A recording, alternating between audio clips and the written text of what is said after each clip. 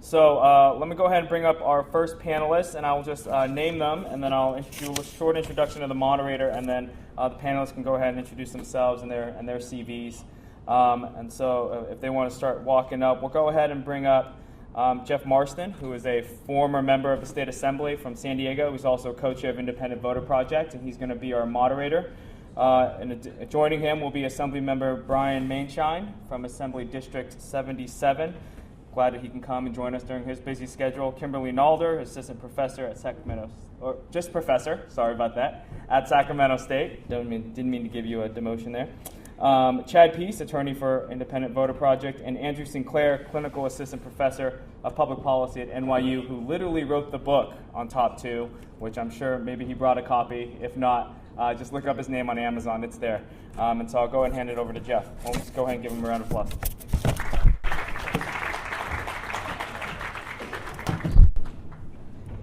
Thank you, Philip, and good morning. And I'd like to, for our first panel, on behalf of our first panel, welcome you to the Nonpartisan Primary Summit. Our first panel is entitled, What is Top 2 Really About? And the panelists are looking to address the more fundamental issues of the Top 2 nonpartisan primary, including its effect on both voter rights and public policy making.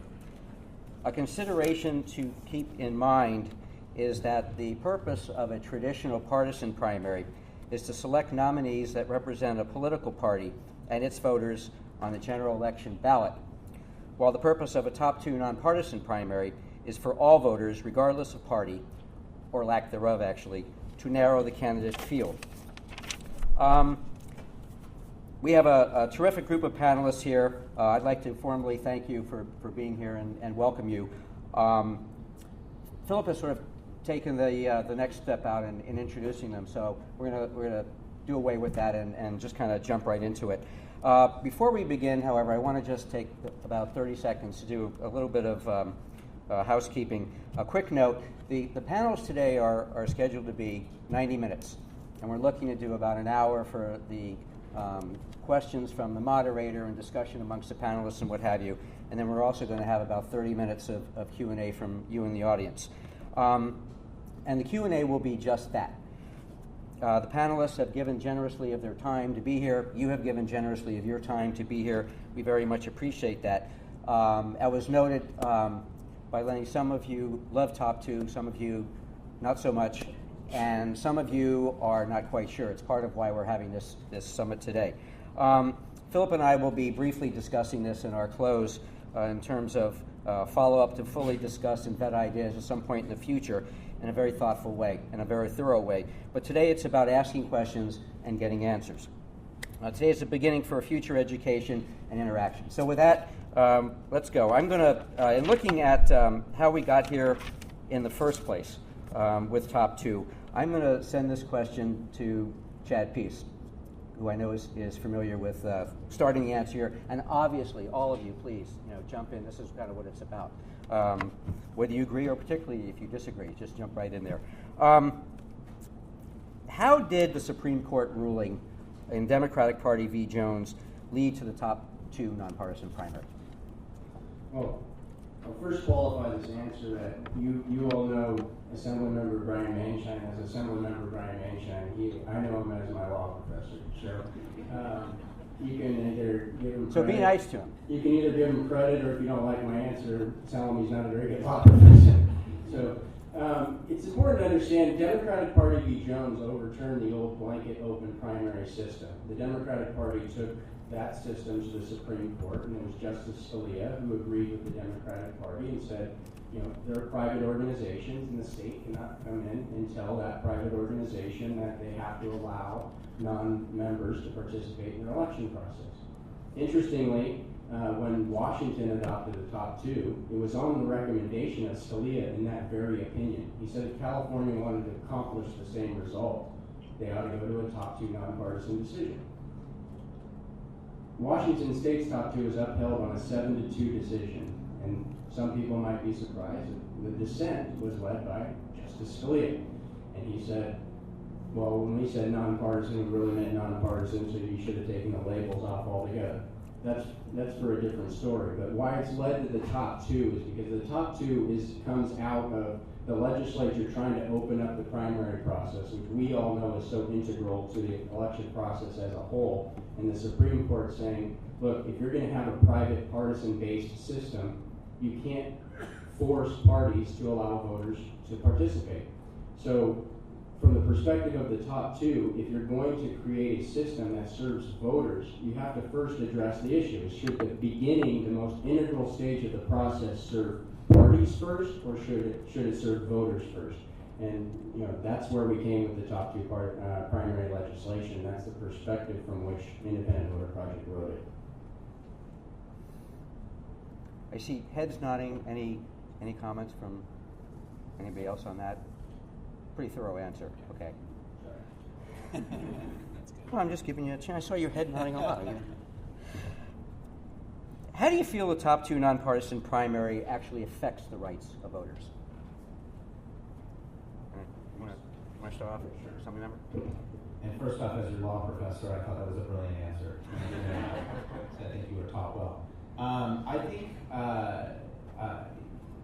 think there's essentially kind of two issues at play in Chad's suit, and kind of the overall premise of this, which is there's a very practical issue, which is we're seeing, particularly among younger voters, that they're basically disenfranchised with both major political parties. We're seeing a huge increase in decline state, quote, independent. They may lean one way or the other, but essentially there's, I think, a feeling among a growing segment of the population that neither the Democratic Party or the Republican Party are particularly effective in speaking out for them. And then there's the constitutional issue, which is essentially should the state, should the state government in effect be doing the work of a political party? Should they be working, in essence, providing a primary for the Democratic Party or the Republican Party?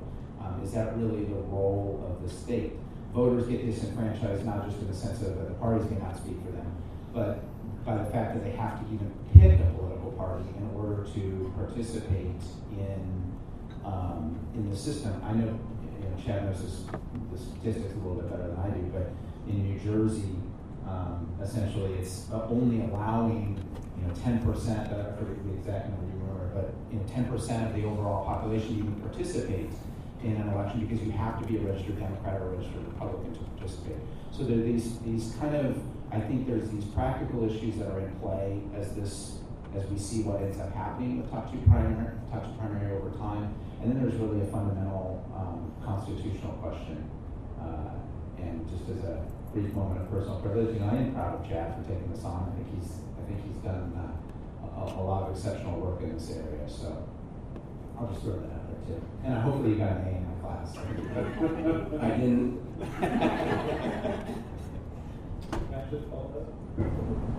So I think also there's an issue where sometimes people think about rights more loosely than a constitutional scholar would.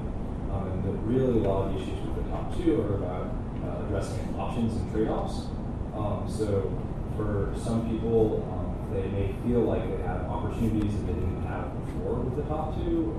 If you're a Republican in Santa Monica or San Francisco, you might be able to meaningfully affect the general election in a way that you wouldn't have before. If you're a committed third-party voter, where your objective really is to see a candidate of your party in the general election ballot, you might feel like you're losing out under the new system. But these are not necessarily issues of constitutional rights, as they are trade-offs that we have to make as a society that are subject for small d democratic argument about what's most important to our society overall. So I'm not a legal scholar, I'm a political scientist who studies voting behavior, and the other side of this is that in some ways it does decrease the ability of voters to have a choice, right? We'll probably talk about this more, but third parties tend to have less of an opportunity under the top two, and they, in fact, probably will be dwindling more and more over time because of the rules of the top two.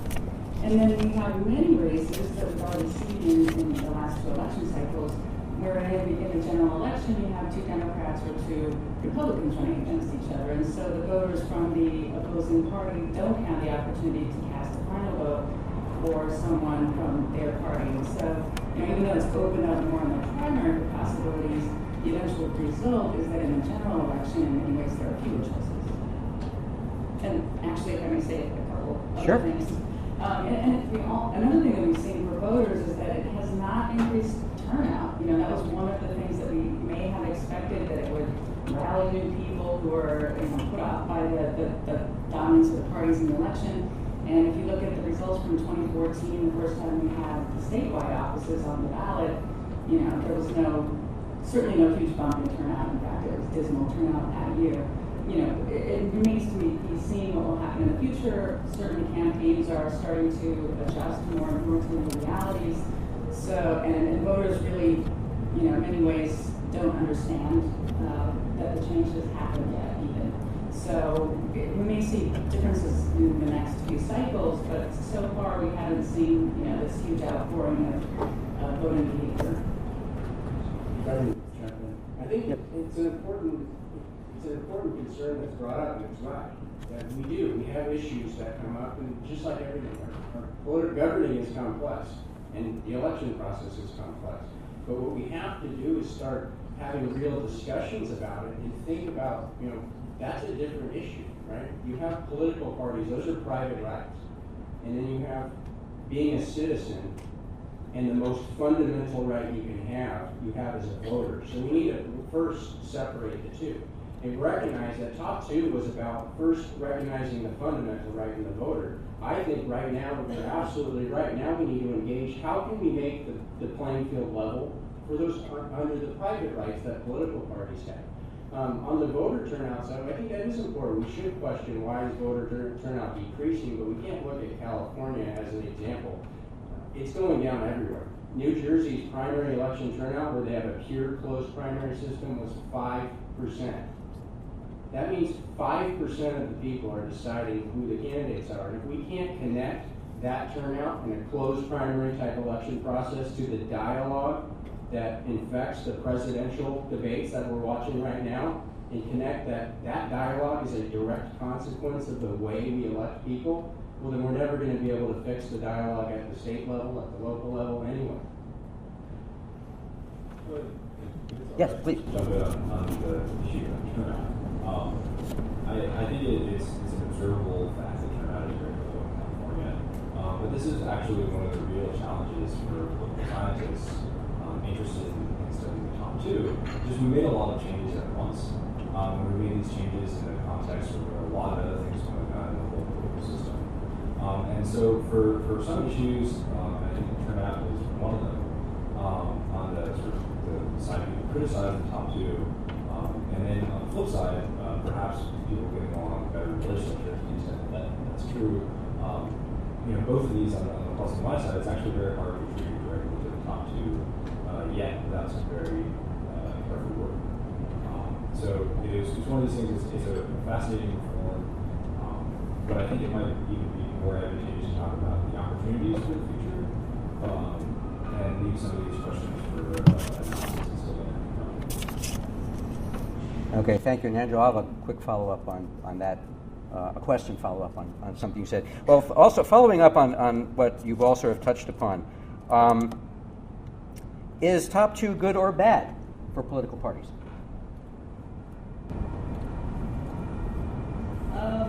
Well, for third parties, it's bad. I don't think there's really any two ways about that.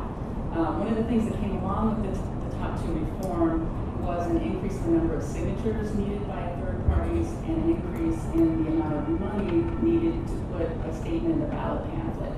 And for struggling, low-funded minor parties, that barrier has meant that fewer of them are on the ballot in the first place. So we have a big drop in the number of third-party candidates in the primary election. And the other problem, of course, is that the less they're on the ballot, the less they end up campaigning, and the less voters think of them. And so, in addition to the probability that third parties are less likely to qualify for the ballot over time because of this reduction in attention, they're also less likely to get donors, and this vicious cycle that means that third parties will struggle even more going forward under top two.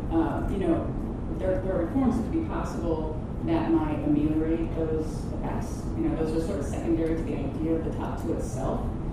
So, there could be some fixes that are possible for third parties. For the major parties, it decreases their power in many ways. They've tried to counteract it by doing things like endorsements of candidates and funding of particular candidates so that you can sort of demarcate for your partisans, who they ought to vote for in that election. But I imagine going forward, we might see more opportunities for decline to state candidacies that aren't identified with a particular party, because then you can appeal without sort of partisan baggage to, across the aisle or to moderate voters. And so, in some ways, I think what we know now about the effect of the major parties may be very different from what will happen going forward. Go ahead. Yeah, so I would just like to say, I hate this question. And this is why.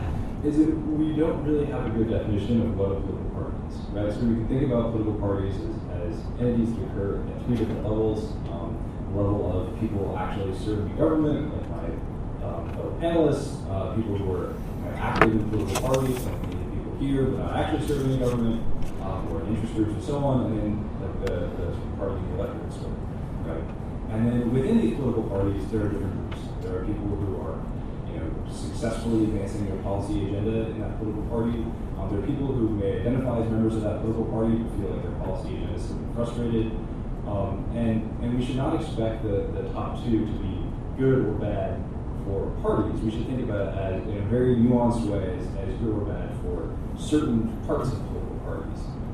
And so I think that, in some ways, if you just take the State Republican Party as an example, that there may be people who are very firmly committed ideologues who would feel that the top two would hurt their ability to elect people who would represent exactly their policy preferences, which is very important to them. But in other ways, it may actually increase their opportunity to compete for citywide office. Yeah, I think it's still an open question. I mean, this is still relatively new. So what is the ultimate impact of this? And you've got to kind of couple it with, at least at the state level, the extension of term limits. I mean, I think there's potential here, obviously, for great change. What I would say is, somewhat anecdotally, is there are some areas that I think it's a pretty profound and fundamental change. For example, let me just use an example. If you're a Republican who lives in Berkeley, if you're one of the two, if you live there and so for year after year after year, you've seen it's always going to be a Democrat that represents me. You tend to feel alienated. If now all of a sudden you realize, wait a minute, yes, I'm going to be voting between two Democrats, but I have an opportunity to weigh in and pick the Democrat that at least more closely resemble, or is responsive to my viewpoints. And I think I want to say in San Francisco, I believe, the president, I think wasn't Willie Brown endorsed by the Republican Party? Certainly supported. I know they did something to help elect him, and that's kind of an interesting, obviously something that probably would have been thought about many years ago. But I would say it from a candidate perspective, I think it's a really good opportunity for change in that, if you are a Democrat in a hugely a Democratic district, traditionally all you had to do was you went to the Central Committee, or a Republican in a hugely Republican district. You kind of went to the Central Committee, right? If you're a Democrat, you tried to be as liberal as you could, or Republican, you tried to be as conservative as you could to appeal to, the people who tend to serve on Central Committees or the ideologues in your party. And then once you got that endorsement, all you needed was the party endorsement. You put a D or an R next to your name, and you were going to win that election. Now, with these top two, the opposing party is a pretty significant, in most districts, a pretty significant interest group. I mean, even if you're in a Democratic district and a Democrat's going to win, the Republican Party at least tend to be a large enough segment of the population that somebody may strategize it's worthwhile to appeal to them, and obviously vice versa in the other districts. So I think there are Democrats and Republicans who have never campaigned and never spoken to somebody in the opposite party who are now doing it for the first time. And that's going to be a hard thing to measure, because how do you measure how this affected their votes or their outlook? But I would just tend to say, I think that now, I would say this personally, I think that's a better thing. I think people should have to go out and outreach. I think it's good. And I'm a Republican. I go to speak to the Democratic groups in my district because I think it's important. I think you're here to represent everybody in your district. And I think that's a good thing long term. I don't know how you're going to measure it, how the professors here would be able to measure that and teach that, but I do We think... don't know either. Well, if I can just add a comment on that, I think that really goes to the point. Does it help or hurt? It really depends on what kind of party do you want. Do you want the type of party or the type of legislators that if there's somebody across the room that they don't share an ideology, that their answer to that is, well, I'm just going to sit at this table? Or do we want representatives who are forced to do the hard work? It's hard to talk to people who you don't agree with sometimes. But I think what Top 2 does, it may threaten some people. Some people may think that the purpose of the party is to advance an ideology and have that ideology win when you get to government. If you believe that government is about getting together and talking to people who don't agree on the same ideology all the time, and you're forced to get up from the table, walk across the room, and explain how you came to your perspective and listen to how somebody else came to their perspective, well, then I think that Top 2 then works for you. So I think it really depends on if it's good or it's bad for the party. It depends on what you think the purpose of the party and government is. Okay. Thank you. All right, we've talked about the political parties for a few minutes. So to sort of build on something Member Mainshine was touching on, how does it affect the policy-making process? And that's not necessarily directed at you, but I just... You're closest to me, and you're a member, and I'm just, As you touch me on the shoulder, this is not necessarily business. I think on balance, what I've seen is I think it's been helpful in trying to get a legislature that wants to work together a little bit more. What I can say is the class that I came in with 2 years ago, or 3 years ago now, we were the largest class in the history of the state of California. Over half the assembly changed. We've had one election since then that got about 25% more. This next election will take the remaining. And this legislature, by and large, will be together for 8 years, which will be really a sea change in California politics. And what I can tell you, and I don't know if this is all attributed to the Top 2 primary, there's probably a number of factors, but there is a little bit less partisanship. There's been a little bit more ability, I think, for people that are at least attempting to work together, that are more professional towards each other. I think it's a little bit better atmosphere than it's been in the past. I don't know if all of that can be attributed to the Top 2, but I do think part of it probably can. And again, that goes to a little bit, again, it's anecdotal, but I think there's something about people having more of either out of raw politics or maybe just somewhat of a personal desire to go out and speak and meet with people who are not just members of the party, who are not just members of their central committee. And I think I'm optimistic that that'll have a fundamental change in how legislation occurs here in Sacramento. Sure. So, in some senses, actually, almost a follow-up question to you. But one of the things that we observed in the process of writing our book was just that it seemed like maybe it would be a little bit more difficult for the leadership in the legislature to be able to promise, if you make this tough vote with us, that then we'll back you in the next time we face an election. And that maybe that would be one of the major avenues that this could ultimately affect how the legislature operates and how the policy process works. That was really speculation at the time. One of the things the races that we studied in detail was the race in Senate District 50 from 2012, which is a fiercely contested race between 3 Democrats in the Republican primary and 2 Democrats in the original election. With a lot of resources deployed from the state party on the side of the losing candidate. And that may be what happens going forward. I'm not sure if the leaders will be able to figure out how to solve this, or if politicians will be able to, policymakers will be able to explore this even more. The future will be uncertain than that, but that's certainly one possible avenue. Yeah, I mean, like everyone's saying so far, it's too early to know with good data exactly what the outcomes will be. But some of the things that we can guess at. One thing we have seen in a few races is when there are two Democrats competing against each other, business gets behind the business-friendly Democrat, and they're more likely to get elected. We have a speaker later who can attest to that happening in a special election. And mathematically, we're a Democratic-dominated state, and what that may mean is that policymaking shifts more towards business-friendly sorts of policies against sort of the lefty groups, environmental groups, public employee unions, etc. That the weight of the legislature may start to shift that direction. Another thing we've seen, and it's really early to know if this will continue or why, there are fewer women getting elected under top two. So we do know from political science research that when there are more women in any legislative body, that they tend to bring up more women's issues. And so that, could be one possible difference going forward. And the other thing is that campaigns are more expensive now. You need to campaign throughout the entire cycle instead of, maybe this is a bad thing, but you used to be able to, coast a little bit more until the general election in some districts. And that means that, more donors and especially outside expenditure groups will have more of an influence on who gets elected, and, there may be some access from groups that give money that wouldn't have been there under the previous system.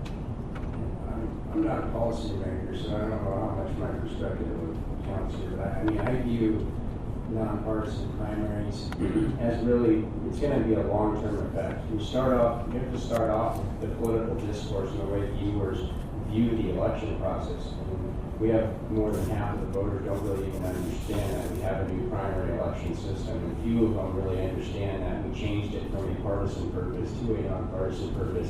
This stuff has to get to voters, it has to get to the media, it has to start infecting our dialogue. This could take literally decades to see the full effect of us just changing the way we think about elections. Do they serve these two major parties for them to choose their nominees, and then we get to select one, or is the election process itself designed to serve voters? So the effects are going to be long term. If you look at short-term data, we could say, well, we have the largest African American caucus in the history of California.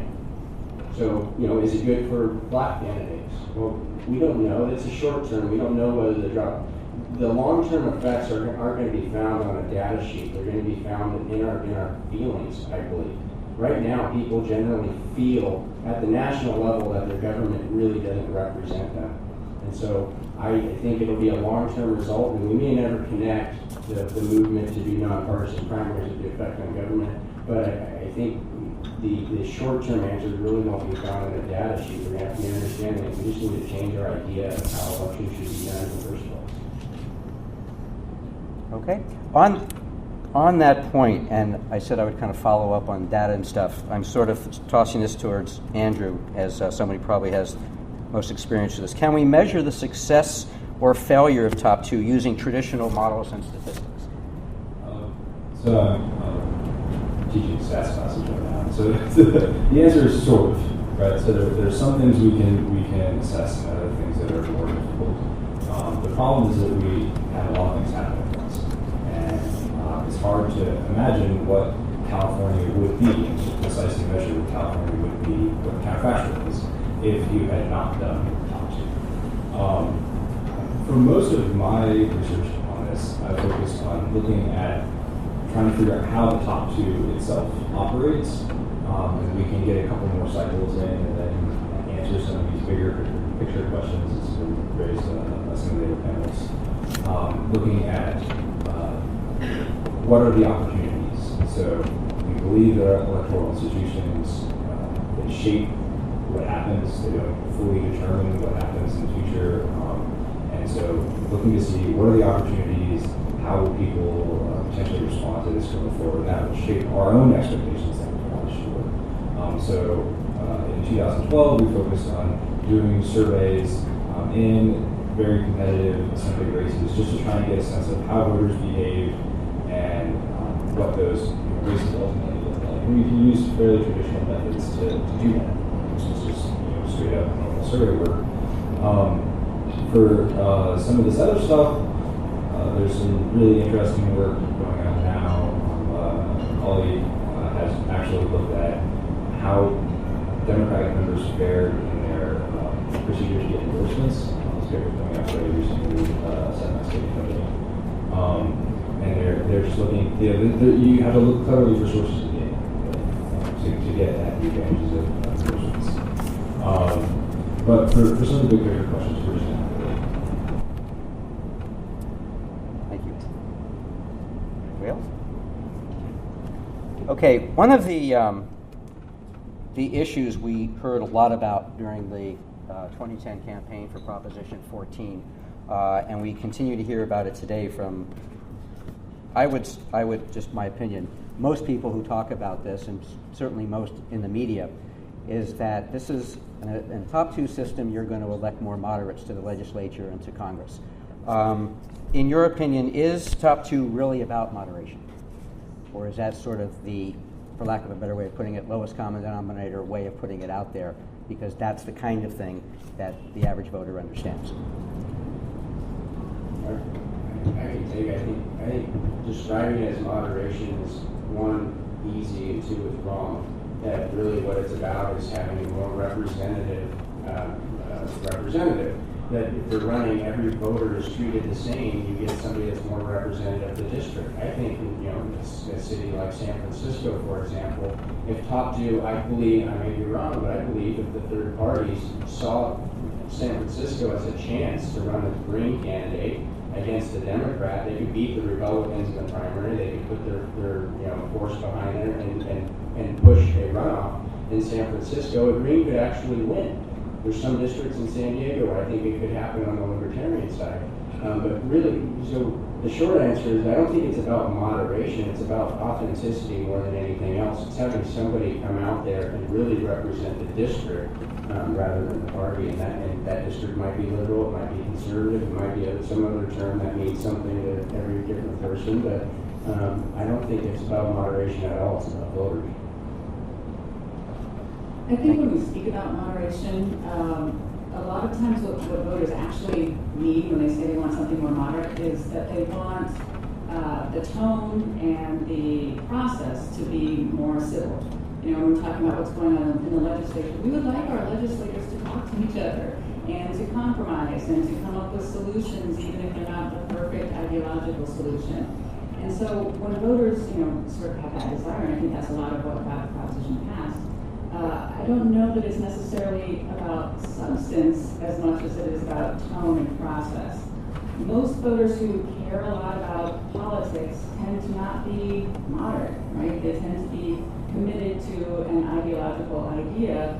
And, so if we did have true moderation, it would actually be substantive moderation, right? That we would have less regulation and fewer government programs, or we have things that brought us towards the center that many people on the left wouldn't like, and we'd have things that brought us towards the center that many people on the right wouldn't like. So the actual substance may be a different question.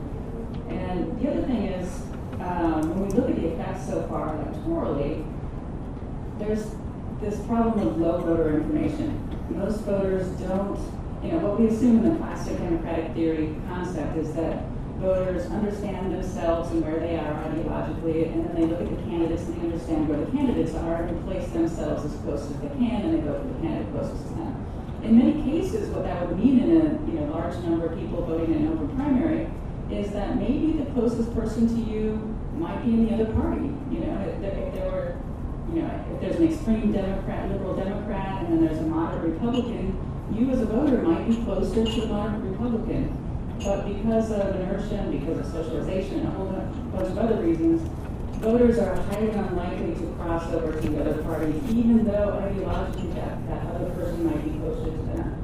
So the moderate candidate doesn't get rewarded. So you might have a moderate Republican who's not going to get elected, even though they're closer to more voters, or a moderate Democrat who won't get elected in the Central Valley, even though they're closer to more voters, because we have this sort of barrier. There's been political science, sort of preliminary research where they've done survey experiments that have looked at this crossover voting phenomenon, and we don't have very much evidence that it happens very often. And a few cases where people do vote across party lines, it's for strategic reasons. That's another piece that gets opened up, is that there's a possibility as we start to become more aware of the possibilities under this new system, that we'll see more voters crossing party lines in order to sabotage the other party, right? If you think about it, it should have happened in the gubernatorial race last time around. The Democrats should have all voted for Donnelly, so that he would have been the standard bearer for the Republican Party instead of the more moderate Kashkari. That was the perfect opportunity for strategic voting. It didn't really happen, we still had the moderate outcome in that particular case, but it's possible that you could have strategic voting campaigns that could, wreak havoc on the system, because now we have the open up possibility for that. If I could follow up on that. There's basically a large ongoing dispute now on people who study top two as political scientists about all of these issues. And so I can only really speak in great detail about the surveys that we did in 2012. And in large part, I would agree with the idea that many voters are badly informed, that they struggle to identify information necessarily about all the candidates. But still, regardless of the very, very noisy data, in the 5 districts that we studied in great detail, generally speaking, voters in aggregate ultimately sort of figured out where the candidates were, more or less, in ways that seemed to correspond with what made sense. And I actually showed the aggregate voter positions on a one-dimensional ideological scale to all 4 candidates from the Assembly District 50 race. And at least 3 of them more or less agreed with us, and the other one said that political scientists don't know very much about politics. It seemed to be relatively reasonable. And then voters actually tended to vote for the candidate that they perceived as being most proximate to them, as long as they knew something about it. And so what this might suggest is that if we had changes in other parts of the electoral process, that voters actually might be more effective at making this kind of jump of, oh, this person is actually, even though they're in the other party, they're closer to me. So there's, I think, reasons to be optimistic, even if the great results have not been achieved just yet. But we decided to title our book Nonpartisan Primary Election Reform, Mitigating Mischief, as a reference to the Federalist Papers, with this idea that it's not necessarily just about moderation, but also accountability. And so while there are some opportunities to think about it in a kind of one-dimensional space, yes, you could think about this as electing a lot of candidates. You can also just think about this as opportunities for voters to hold politicians accountable, because every voter can vote for every candidate at the primary stage. And so there are many different ways to think about this. Thank you. I would just maybe get a little bit different perspective. First, on the issue of strategic voting, I mean, if we could get to the point where we got voters interested in that they could get together and strategize how to vote for the least favorite candidate, I think we've done a great job. I mean, we're just trying to get them registered right now and then get to the polls. In fact, from a legal perspective, the most recent judges in California have essentially thrown that argument out of the courts because there's never been demonstrable evidence that it could occur. But from a more practical perspective, I think when we're talking about top 2 and in terms of moderation, it goes back to the point I've been making before, is that if you throw out the axioms that it's about a partisan battle, I think when you go and you talk to people who don't live in our political world and talk about politics every day, frankly, all the issue talk, moderation, liberal, Democrat, most people don't care. Most people they want to vote for somebody that they say, that's a good guy, that's a good gal. I'll trust them. They'll make the right decision. We're all ideologues in this room because we take the time to spend a day here. We care enough. We're concerned about these. The reason we have low voter turnout is because nobody's going to the dinner tables and most people are folding their laundry. They're playing football. They're trying to make ends meet. They don't care. They just want to feel like somebody's there that cares about them, will make the right decision. And if we think that the people are turned off from the process because they're not fighting hard enough on abortion, or they haven't pushed hard enough on issue X, Y, Z that we think is so important, then I think we don't understand where the dissatisfaction with our government is stemming from. Yeah.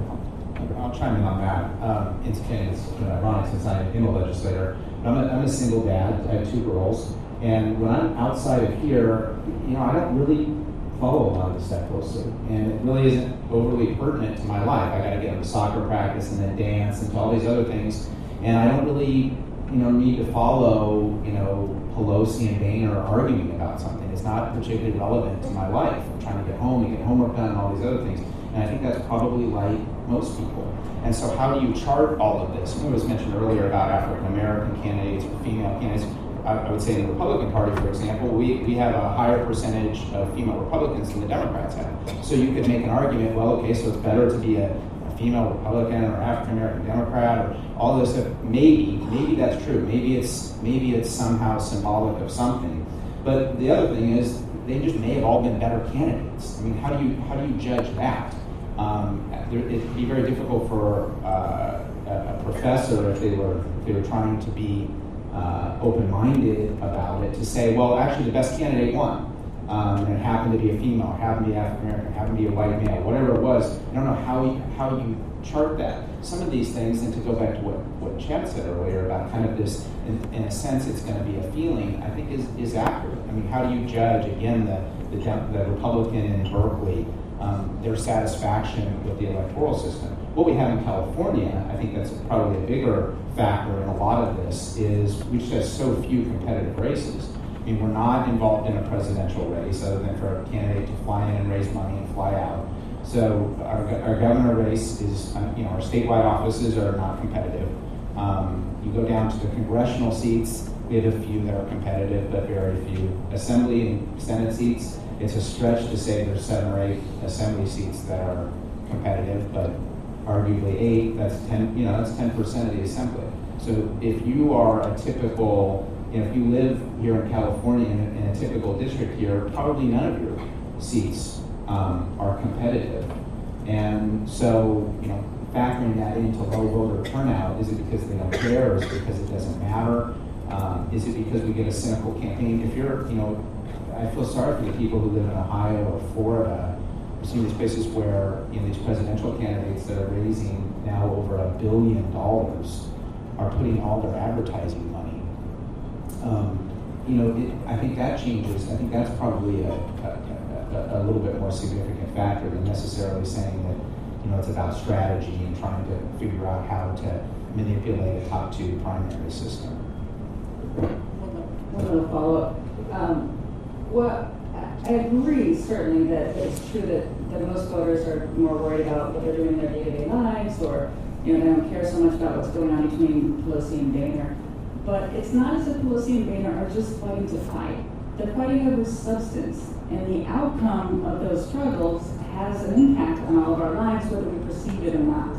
And so even if voters don't perceive the impact of what the state legislature does, or what their city council does, or what the feds do, it is going to have an impact on their lives. And that just because it's submerged and invisible doesn't mean that it doesn't matter. It does matter. It's just that they aren't paying attention to it. And that's part of the challenge of voter education organizations. And I would completely agree with that. I think what we need to think about is, why are those the battles that are chosen to be fought? And those of us in the political world know that a lot of times the battles that are fought are the battles that have been politically pulled on those issue-based campaigns and say, this is the battle you should fight because it'll help you win your election. And I think that's unfortunate, especially when they're designed to elect. Politics has really nationalized itself, and so you get a single issue that this is going to turn out the voters that matter and get more people elected. I think that's the point of what we're doing, is to say, look, we should not be having an election process that's designed in order to encourage, make some voters matter more than others and make their issues matter more than others. And the issues that we do talk about should be those of representatives who are taking on those issues because they matter to the people that they serve, not their partisan base. Okay, thank you. A couple more questions, then we're going to turn to the audience. So if you have something in mind, put it together and let's go. I want to return to the issue of turnout for a second, and how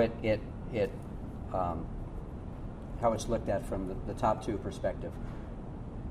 And part of one of the things I think, Kimberly, that you mentioned is with fewer on the ballot, that may be a reason that people don't come to the polls and what have you. Another way of looking at, however, may be in a primary under top 2. You have those in the third parties, we're looking at the third parties in particular, who have a seat at the table right from the get-go. They're not just going into a primary with relatively fewer voters. And so, any thoughts about that in terms of increasing turnout? I look at what is going on in New Jersey. I listen to what Secretary Padilla was talking about in terms of increasing registration, which is great. But the issue then becomes turnout. If you look at New Jersey, 47%, and I pick on New Jersey because we're dealing with New Jersey and I'm from New Jersey, so I can do this. It's 47% are declining the state. And so it's almost half the voters. Their turnout was 5.1%. And forget about the half. If you've got this legislation, as they do in New Jersey, to motor voter and all these kinds of things, to automatically raise the numbers, it seems to me, unless you do something about turnout, your 5.1 now goes to 3.6 or worse. And it's almost like, is that really what you're looking for? So my question is, any thoughts on how, since we have top 2 right now, how that turnout might be? How do you increase turnout, and how do you get voters to appreciate the fact that they now have a say, at least in that first process, the first part of the electoral process? Yeah, I mean, you can imagine a universe in which third-party registrants or people who affiliate themselves ideologically with third parties might feel more motivated by an open primary because they have a shot at getting their candidate on the final ballot with only 2 choices on that final ballot. Whereas under the previous system, a third-party primary was pretty meaningless, right? However, those third parties tend to be ideologically not in the center. That's why they're able to exist, because the 2 major parties are occupying that issue space. And so the odds of that third-party candidate, A, securing a spot in the top 2 in the first place, but B, leading at the final general election is slim. The example of a Green Party person even in San Francisco, they may be able to garner enough support, but the Republicans are going to then further support behind the Democrat, most likely. And so even in that situation, it's going to be very difficult for the third-party person to get elected. And then the other piece on turnout is that it is the case that when you have 2 people from the same party in the general election, what we're seeing already is that if there are 2 Democrats on the ballot and you're a Republican, you skip that particular race. It doesn't necessarily mean you don't turn out to vote for the other races, but you're not. It's hard to bring yourself to cast a ballot for that other party, and I don't see that going away anytime soon. Okay. Anybody else? Andrew? Sure. I would just. I think that's a very good point. And just to follow up on this specific issue about how do you increase turnout, right? There's no real good reason to turn out to vote because you think you're going to cast a vote anyway, right? I mean, one of my professors at Caltech, I'm sure he calculated this somewhat precisely, said probably the presidential election was something like 1 in the matters in the universe. And the explanation is people turn out to vote because they feel a sense of duty to vote, or because they like voting, or because they like telling their relatives, yeah, you voted for that guy, but I didn't, right? Or they want to get the sticker, or right, like they're motivated by something to turn out to vote that's not that they think that they are going to be the one person who decides the outcome of any particular election, and that for the top 2 to interact with this, people like our fellow panelists, someone over here, like it's about inspiring voters, right? And telling them a story about why they should turn out to vote, should matter. And how that will interplay with the top 2, I'm not entirely sure, but I'm not sure that it's the top 2's fault either. I might come with a little bit different perspective, but maybe I'll bring a little bit more philosophical back to see Mr. Mulholland sit down here and disagrees with my positions on all the things, respectfully, of course. I think the thing that gets people to vote is having a reason to vote, feeling like their vote means something. And if you take New Jersey, where you have 47% of the voters are unaffiliated, they've taken the step to register and decided consciously, I don't want to join a party, right? But everybody in the world knows that you have to first win that primary election in order to be the candidate. Right? So they have, by law, paid paid for by their tax dollars, a system that serves two private organizations that they consciously said, I don't want to join, right? So we presuppose that the right to vote is conditioned on joining a private organization. We believe that if you make the election process conditioned on nothing but citizenship, then people might feel a more sense of wanting to vote because they don't feel like their vote has been preconditioned on voicing their opinion through the constructs of a political party that they might not agree with. Okay. Thank you. Last question before we turn to the audience. From your experience with this topic of Top 2, what do you think the level of public understanding of it really is? I'm looking at from the classroom, I'm looking at public policy, I'm looking at the legal perspective, and I'll just toss that to you. Yeah. Who wants to go first? Yeah. Low, right? Voters don't understand very much about the intricacies of the electoral system, period. And I haven't actually asked the full question on this. Maybe you have, we may do that this fall, but my bet would be if you ask some knowledge question about the existence of the top 2 or how it operates, you would get single digits who truly understood it, depending on how you phrased it.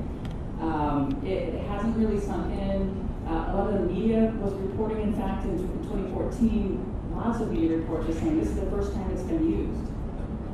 It was true that it was the first time for the statewide races, but I think that it just really hadn't been sunk in, even with the political reporting types. So the idea that it's sunk in with the average voter, I think, is not the case. And new voters won't know the difference.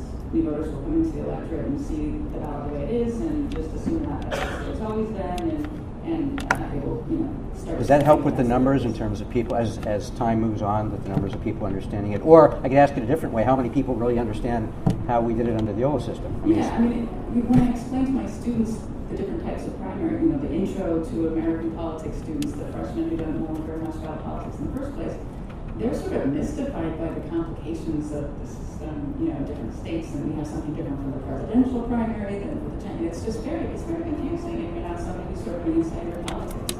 So I think knowledge is low, but people will operate based on what they see on the ballot when they show up on election day. Anybody else? Andrew? Yeah, I would agree with this. That voters don't really understand very well. One of the things that we asked in our 2012 survey was what people expected to get out of this, and we listed a whole bunch of different potential positives, potential negatives, and people could basically just check boxes. And the answers were just all over the place.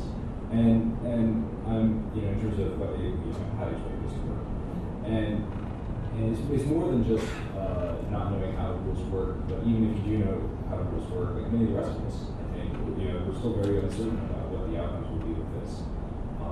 And we just have to wait over time to see if voter knowledge and experience improves, if candidates start to disseminate that information as part of their own work, and just over the long run see what happens. But yeah, voter information so far fairly low. I think in terms of truly understanding, I don't truly understand it. I live my life in this issue. I think electoral form is very complex, and I don't think we should ever expect that the voters are going to fully understand the nuances. They're also going to view the nuances differently from their perspective. But I think we'll all get an education process this election, because we have the first presidential election where you're going to have voters coming to the polls saying, I thought we had nonpartisan primaries, but we still have not conducted a semi-closed presidential primary system. We have a legislature that I don't think fully understands that the same Constitution says the legislature shall provide for an open presidential primary. So the fact that after Democratic Party v. Jones, we went back to an old semi-closed primary, which is contrary to what our Constitution says, I think indicates that our legislature doesn't really understand how primary elections work. I think we have a long education process. I think this panel is one of the first steps of all of us together starting to better understand it and realize that it's critical to understanding these issues if we're going to resolve, conflicts that we have in the government and the way we conduct elections. Okay. Thank you all. The point is very clear. if the 49ers play the Packers and both teams are out there with the same color uniform, with no name, who the hell would watch that game? That's what this top two is. It's a complete fraud. And I got soda for you. It's got no label, so I'm sure you like it. It says soda, drink me. Well, I think our traditional government, it's viewed this process, every issue, no matter what it is, it's created a situation where we believe that our issue discussions are competitions, right? We're football games, and the Republican Party is going to score more touchdowns than the Democratic Party, right? I think that's the problem. And what it results in is a combative type behavior. It results in a dialogue that's not very civil. It views the opponent as the enemy, and if I don't win, they do, and if they win, I lose. That's a view of government's a zero-sum game. I think what we're trying to do, it's not removing labels. Nobody said you can't identify yourself as a Democrat. Nobody said that you can't govern as a Democrat or Republican. What it's saying is that voters shouldn't have to identify themselves with either of those labels to have an equally meaningful vote. Okay, thank you. Richard? Yeah, Rich, right there. And I'm going around like this. My name is T.T. Weber, and I'm also a partisan. I'm Right. with the Peace and Freedom Party. And first of all, I'd like to speak to the whole issue of, like parties. I don't think that they are private. Voters decided in the early 20th century to bring them under the regulation of state because of all the backroom politics that was going on. And we're probably going to go back to that if we do away with that system. And so I think that they are public entities. I mean, they're regulated in the California Election Code. As far as their operation, their structure, their function, and all that.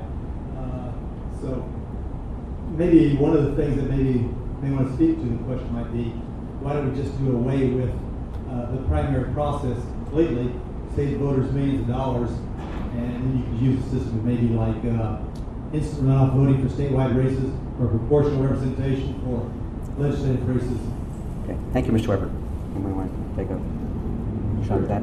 I mean, so you raised some good points, especially the historical observation, right? That the reason that we have state primary processes is in large part because if you didn't have a legal affiliation, it would be just like a book club, right? And if someone decides that they're going to read a different book at the book club, you can't just throw them out, right? You're suing them. And so the parties actually desire to have a little bit of this regulation for themselves. And actually, in some states, the primary elections are actually still optional. So the parties opt in to have a state-run primary election on their behalf.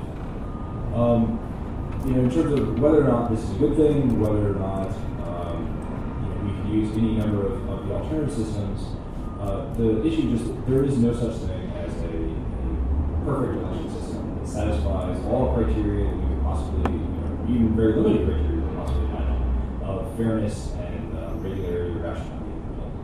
And so, this is one system. It makes some trade-offs. There's certainly some voters, I think, who will have opportunities under this new system. Some policy entrepreneurs will have opportunities under this new system. They could potentially advance the objectives of the proponents of the system, right? And there'll be other people who lose out, and that's just how elections work. The same would be true with any other option we picked. It would just be different people. And some people would argue that we actually have done away with the primaries already, because a primary, by definition, is the party selecting their candidates for the general election. And instead, what we have is this two-stage process that begins with this first thing that we're calling a primary, but it's not really the traditional thing. Okay, and I'm going to, if I may ask the panel, unless you've got something really burning you want to say to one of these questions, I'm going to ask one of you to answer. We have a bunch of people that want to talk, and I want to get as many questions as I can. Yes, sir. Thank you to all of you for that. Hi, my name is Jensen. I actually worked on the state senator Ben Allen's campaign to the 26th district in Santa Monica, and we saw the topics at the time in full effect. And I also am a voter in the San Fernando Valley, where we saw the basically 28th district congressional district council study Sherman and Button election go. My question is, without substantive campaign finance reform, is this really all changing all that much? I mean, I just feel like we're seeing kind of the same juice. It's again and again and again. I mean, I'm personally moderate, and I believe that a lot of the American people and Californians are relative moderates. But do you think without California, without campaign finance reform, that this system could long be good? I think campaign finance reform obviously something that needs to be taken on. I think it should be separated from the process. I think what we've had is a system of regulations over the years that have really pushed money around this way and that way. For example, one of the things I think should be questioned is, Citizens United says that corporations should be treated like individuals, and how come we're limiting the amount individuals could give directly to a candidate and be accountable for, but not limiting corporations like political parties. As you mentioned, they're nonprofits under the corporations code, but why do they have higher limits than individuals, right? So those are questions that need to be answered. But I think in terms of campaign finance, in terms of money in politics, I think top two will actually, over time, it will actually decrease the power dollar per voter. Because if you go into, for example, if you go into a Republican primary in Texas where you only have to win the votes in the primary in order to win the seat, there's a smaller number of voters that matter. So $100 goes a lot farther. If you have a 10% turnout and you have $1,000, well, that's going to go farther than an election where, you might have a 10% turnout today, but all of the 90% of the rest of the voters matter equally with those voters. That actually dissipates the power of that dollar, because you can't focus it on easily identifiable voters that always turn out in the election. Okay, Alan, and then there's a gentleman right here with his hand up.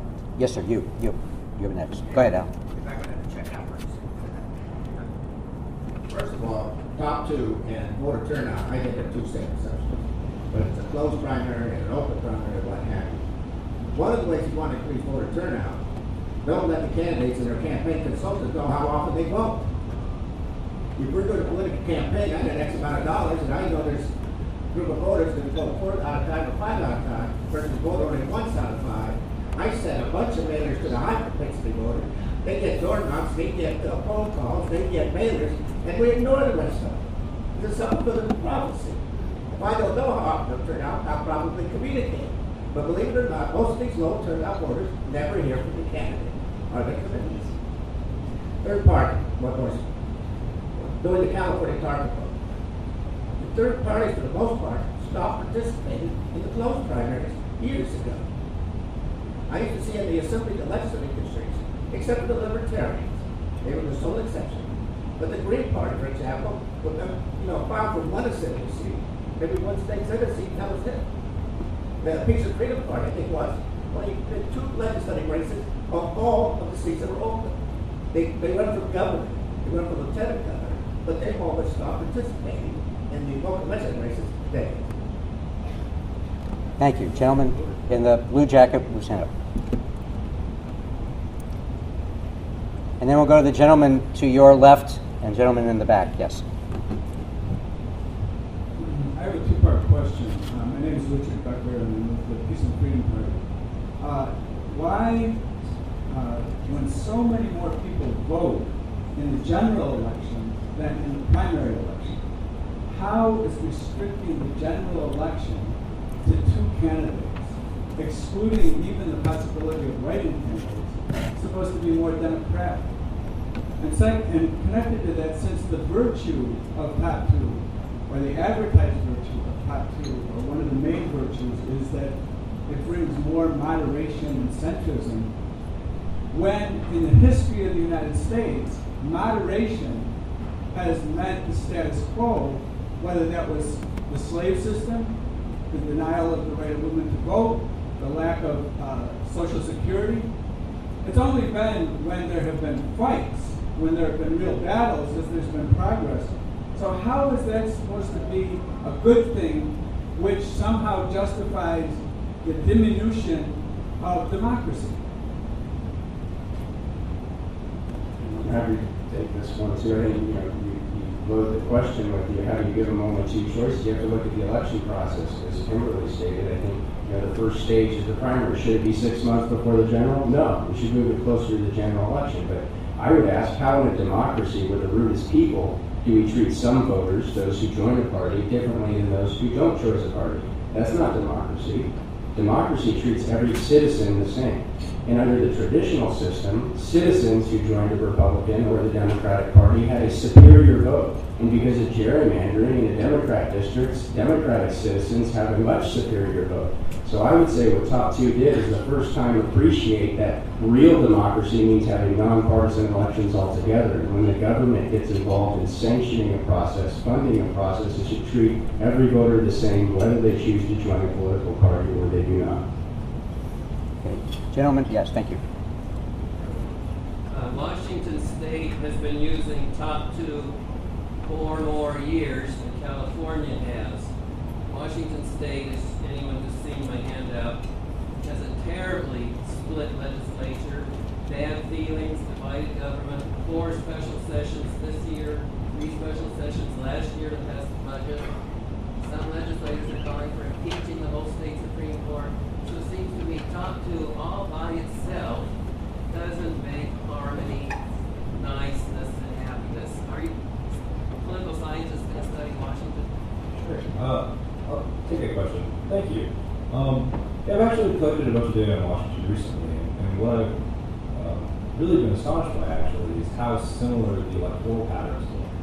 So basically, if I were to create a plot on one dimension of voter registration or presidential vote share in each district in that part of registration one, and then on the other side, how much of the general election vote share each winning candidate got. Normally you'd expect it to look like a V, right? The farther away you get from the center, the person who wins the election wins farther away. And in both California and Washington, what you see as you get farther towards the extremes, that there are periodic competitive elections, and these tend to be elections that take place for partisan general elections. Does that guarantee that you're going to get a more harmonious legislature? Does it guarantee all these things? No, of course not.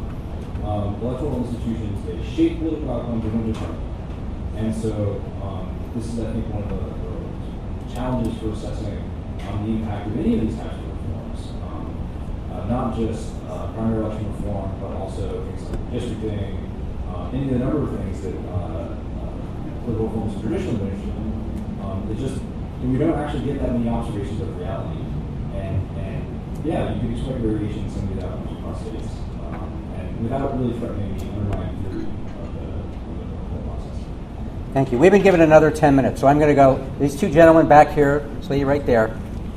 Yes, sir. Go ahead. And I'll come around. Y'all are done, with all due respect. I got to come over here at some point. Thank you. I'm a socialist libertarian, so there is no party that represents me, so I like this. What I used to have to do was every March or April, I would change my political affiliations, Democrat, Republican, or Libertarian, to vote for who I thought was going to be the best candidate, because I felt disenfranchised before. So now I feel like I'm more involved in the political process. And it's more likely that we're going to get the type of people in office who are going to fix things, because I think the political parties game the system to their advantage against we the people. And I think this is just a stepping stone. You know, this isn't going to fix it. This is going to get us to maybe another step or two we need to fix it, and it's too soon to drop it. So I just wondered about other stepping stones to get, like getting the money out of politics, getting rid of gerrymandering, and carpetbagging as well. I guess I'll respond to that. I mean, each one of those are factors, and I think that's why it makes it so complicated to study. I think Top 2 is one thing that we're not going to know the results of entirely for a while, but at least, you know, what I can speak probably more to on a personal level is what changing the term limits, expanding term limits in the state legislature from 6 years to 12 years. What will that mean? You know, the arguments, you know, in favor of it would essentially be that, you know, 6 years is a pretty short period of time for a state like California with very complicated issues, and by the time you're kind of learning about water and about the education system, all these things, you know, people were out the door. They were looking at what they were going to next run for. Whereas now, with 12 years, you'll have the time to learn more about all the issues and probably gain an expertise in several issues. So, you know, should that be a good thing? I think there's a lot to indicate that will be a good thing. Campaign finance is so hugely complicated. That would be, you know, subject of 50 panels. But it's very difficult to keep money out of politics because it is kind of, you know, I I teach in my class, it's water flowing downstream. As soon as it's dammed up someplace, it goes somewhere else. And it's a very, very complicated issue as to how you do that. But should it be done? Yeah. I just don't think people have found out how they can do it. I think there's a sense of, if it takes $1 billion to run for president, that's probably a bad thing. I mean, I think generally the public feels that. It's not just from third parties. Should we have, if you're capable of raising $1 billion, you might not be representative of the rest of us. So how all these are going to play out, each one of these things I think are a factor and makes it complicated to see why do voters, no question, gerrymandering, safe districts, all those things have an impact, and how do you isolate one of them? It's hard to do. Yeah. My name is David Kirsten. I'm a budget analyst, and I just wanted to get at this issue, which I feel is an underlying issue, about why don't the two major parties appeal to California voters? Myself, I used to be a Democrat.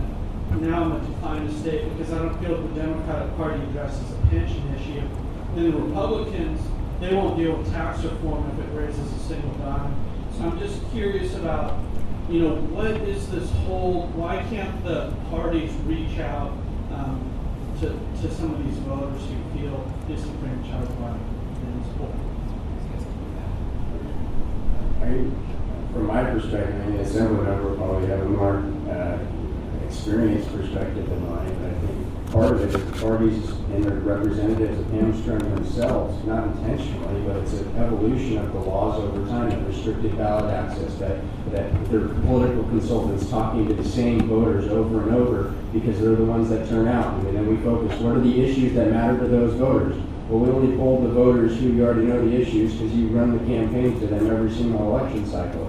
So when you try to go outside those issues, you try to run a Republican campaign where you might have a tax increase on something, well, you can't really do it because your voters are the ones that you ran issue campaigns to, saying things like, we can never raise taxes in the history of the world or else we'll become socialism, right?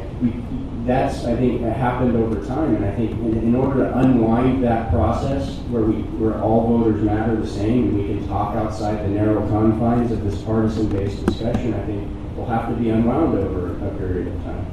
Yeah, and just to add to that briefly, I think you're indicative of a huge segment of this population, and certainly the most growing segment of this population, who feels like neither party is really effectively advocating for where you stand. And what I would say is, I think good elected officials and I think good political campaigns would absolutely reach out to you because you're a voter that's, quote, in play, right? I'm assuming you probably vote for Democrats, sometimes Republicans, other times, I don't know. And so you're the type of person, certainly in a close race, that somebody should reach out to. Again, I think somewhat the problem is, again, I don't know where you live, but by and large, you probably don't have a lot of overly competitive races, and maybe just wrapping up the so-called Democratic endorsement or the so-called Republican endorsement might be enough. But again, a good elected official, a good representative should be reaching out to you and should be standing up for kind of what you're saying, which is essentially you're kind of in the political center, where by and large most people are. It's just that typically the people who are either heavily involved in politics or certainly they're heavily involved in partisan politics, they're not there. They really are more at the left and right extremes. Whoops. Lady in the back here. Thank you. I think if you really want to get rid of gerrymandering and safe districts, that we need to get rid of the take-all single-member district system that we have. I've been working on that for a long time. Electoral reform is really, really difficult. Change is really, really difficult, especially when you're asking people who are elected under the current system and the consultants that work under the current system to make a major change. It's almost impossible. With that said, I'm really curious, not to go backwards, but I'm curious about how this all happened. How did we get top 2 in California? Since electoral reforms like this are almost impossible to achieve, how was it that Abel Maldonado was able to trade his vote on the budget for getting top 2 on the ballot in the middle of the night, with no committee hearings, no public input? It went on the ballot and sold the voters as more choice. When actually, I would agree with Professor Mulder, it's less choice. So I'm just curious, what was the motivation? The answer to that? Yeah. This is. Yeah, you know what? I'm going to now before Steve comes up here, I saw this lady, this gentleman, and this lady right here. So and those are probably going to wrap it up. Dan Howe, ZP, variety of other Democrats and Republicans who had worked in the Capitol for a lot of years. And let me put it real bluntly. You know, as you see my son here, I have 2 other sons. I have 5 grandchildren. I and many of my colleagues, Democrat and alike, who served in the legislature and worked hand in hand with good people like Bob Mulholland, were embarrassed over what we left our children and ashamed. And we sat down and we worked hard. We brought in constitutional scholars, 5 different lawyers, litigators from both the Democratic side and the Republican side, as well as litigators accustomed to representing third parties. And we worked hard at putting something together. The interesting backroom story is we had just pulled the measure back from the Attorney General's office, preparatory to beginning to carry for signatures. And the first call I got was from Darrell Steinberg, and asking if we had completed our drafting, and I said we had completed it, and we were about to bring it back in the following week for resubmission. And about 20 minutes later, got a call from the governor's office, and did not hear from Mr. Maldonado, and for a few hours later. They asked if the measure that we had intended to circulate for qualification was done. It says it was. Our only condition was you can't change a word, and that because we didn't want to turn over the power of the pen to a legislature that would, in my view, as a legislature would protect themselves. And so that's how it happened. It's a great sausage story in terms of the reality of politics. Motivation is real simple. If you, like I, lived inside, and it doesn't matter whether you lived inside the Republican caucus or the Democratic caucus, and you saw the embarrassing, almost weird conversations that go on behind this, in those caucuses that are not subject to transparency. And I would like nothing more to make Democratic and Republican caucuses in the Capitol be public. And you would see a civilization of those conversations. They're brutal. And people in those caucuses are diminished. They're made to feel, it's a tribal experience. They're made to feel inadequate. And you'd think that a person that has the big enough ego to run for public office would be above this, but you'd be shocked at the degree to which those people were cowed into not even representing their own views, let alone their constituents' views. And it was the power that had been consolidated in my own party and the other party over many, many years of lawyers standing in courtrooms protecting the interests of those political parties. I think political parties are important, but just like everything else in our society, you can't give too much power in any one place. And this was our modest effort to begin a process, and I emphasize begin a process to empowering the individual voter again. Look, I have a personal view about what's next.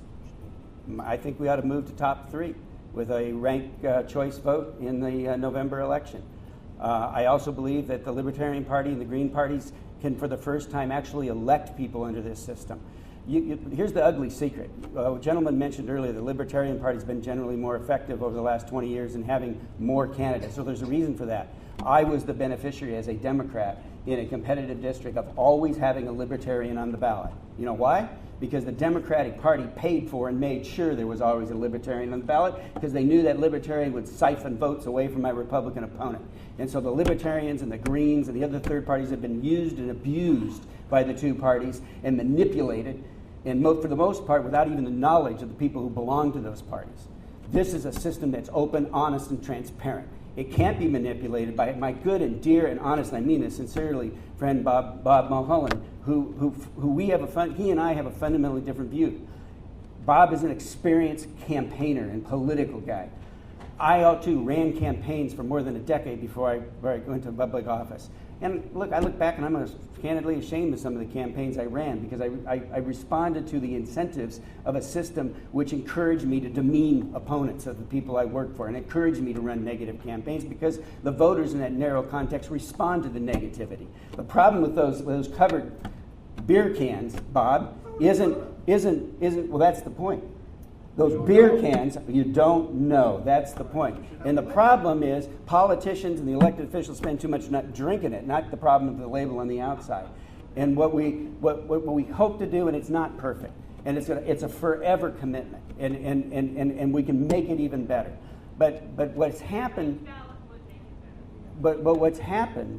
to this point, as much as candidly, I was always one who cautioned. First, I don't think it's all about moderation. Everybody knows me that I ain't about moderation.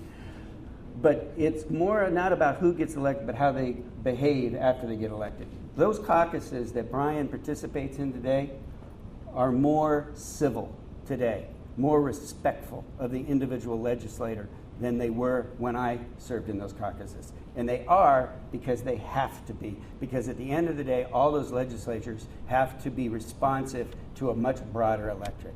Won't be perfect, democracy never is.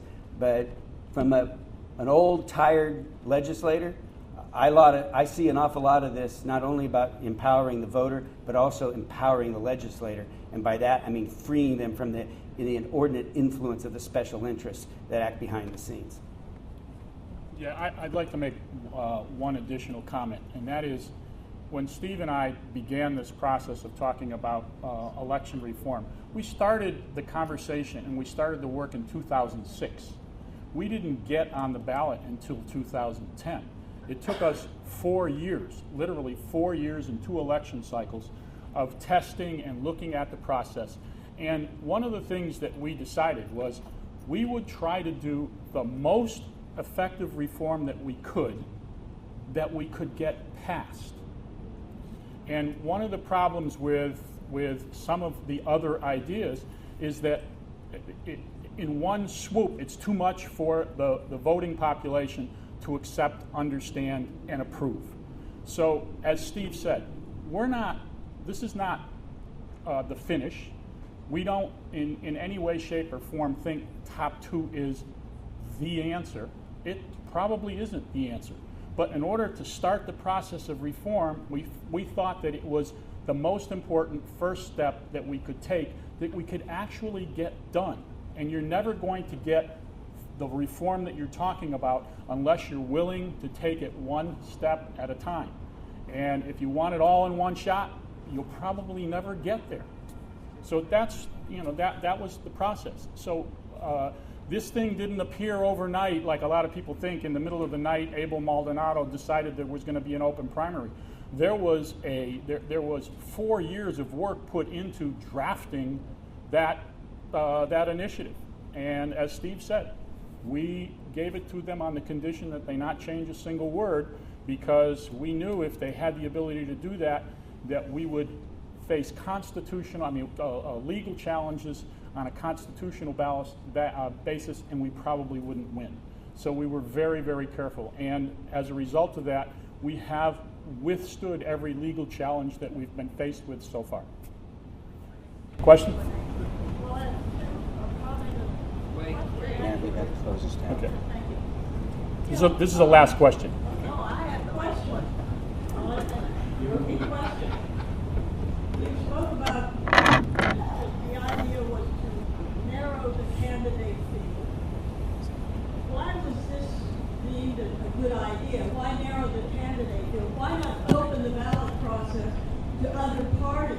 We have 6. There used to be at one time in this state 30 ballot parties on the ballot. Back and that was decades ago. But you had a lot of ballot parties. Why not open it that way instead of narrowing it to the top 2 that might be one party? The other question is more of a request. I'd like to know who all these experts were and the dates on which they met. I'd like to know all the experts that came from independent parties that gave input to this process that went on for 4 years. Now, are those... All right, ma'am, excuse me. you're addressing your question to the panel. I understand, and they'll be here, so I'm going to respectfully ask you to do that. I'm going to, with my apologies to the other two people I point out, I'm going to kind of use the power of the podium here and bring this to a close.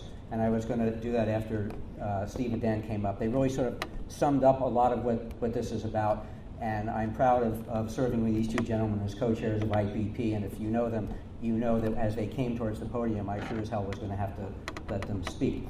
So thank you, both of you, for doing that. As far as the folks and anybody else who has questions, will you be around for a few minutes to handle that? And my apologies to both of you. And so first, my thanks to the panel. It's been very informative. My thanks to all of you in the audience for some terrific questions. Lunch, as you can see, is there. I guess Philip's going to tell you all about that. So thank you and enjoy the rest of your day.